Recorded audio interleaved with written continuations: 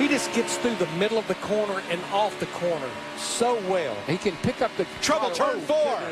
Trying to get past Paul Menard. A.J. Allmendinger spins. And Allgaier and Gilliland have a horrible collision right at the start-finish line. Oh, that's bad. It is David Gilliland's car that comes to a halt in flames. Well, all but destroyed.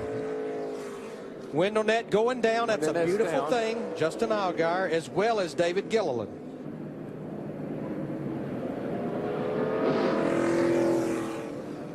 Got the left side right down on the line down there, and the car gets a little squirrely with him, gets a little loose, and here we go.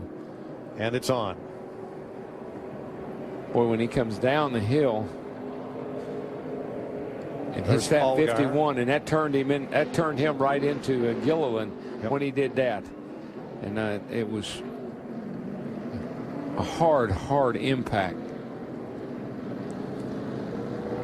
And here's what we're talking about. You saw Allgaier get clipped by Allmendinger, and watch that red car shoot across the track right into the path of David Gilliland. And I guarantee you Gilliland was on it trying to get through it without getting in it, and he didn't quite make it. And that is unbelievable crash. But you're right, Darrell. I'm sure David Gilliland was full song there. Yeah, he was trying, as you know, he was trying to stay in the gas, trying to clear the wreck. And of course, when the 51 came up in front of him, nothing he could do. Gosh, wow!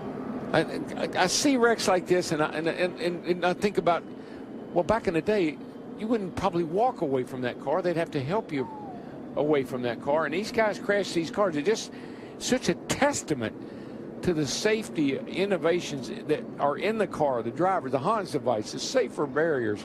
Getting crowded up there at the front right now with the 42. Oh, whoa, trouble! Big crash. Danica Patrick and Joey Logano. Oh, man. And Eric Almirola. Holy smoly.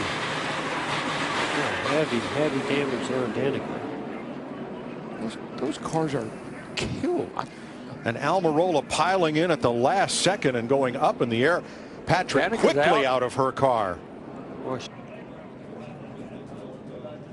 Oh man, it looked like the 22 just got loose. I think that. Oh man, what a ride that Danica went on. Danica took a heck of a ride into the wall, and then the 43 just plowed in there. Yeah, he had nowhere to go. I think he committed to the outside lane.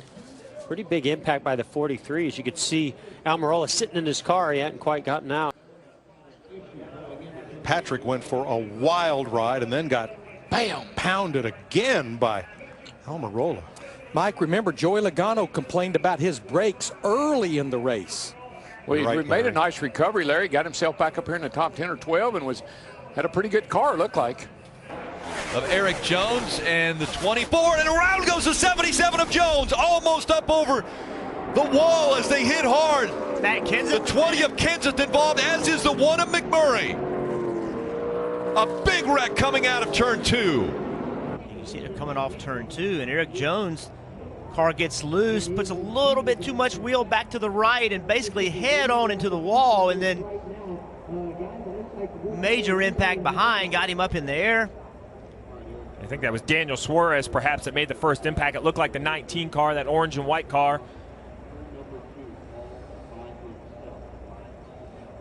But as we mentioned, the 20 involved, the 1 of Jamie McMurray, both involved in the playoffs, part of the round of 12. There's the big hit right there for the 20 car. You see Jimmy Johnson on the left-hand side of the screen sliding through.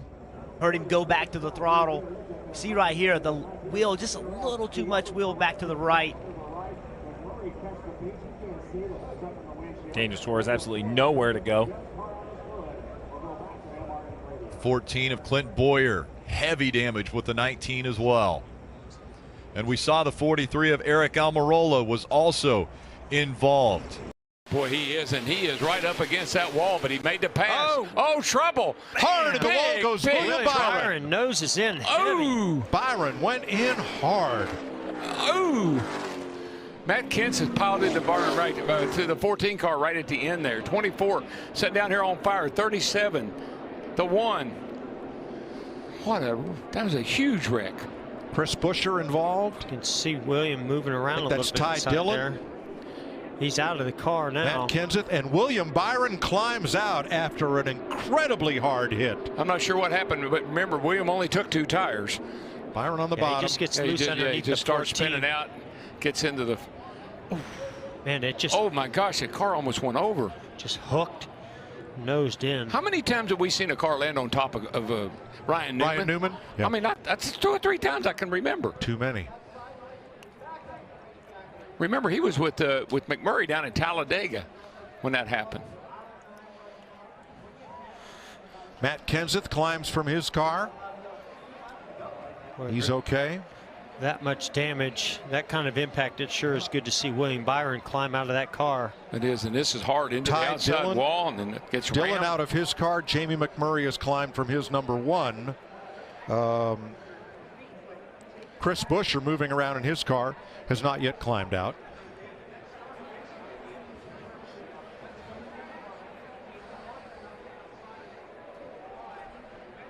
Huge impact.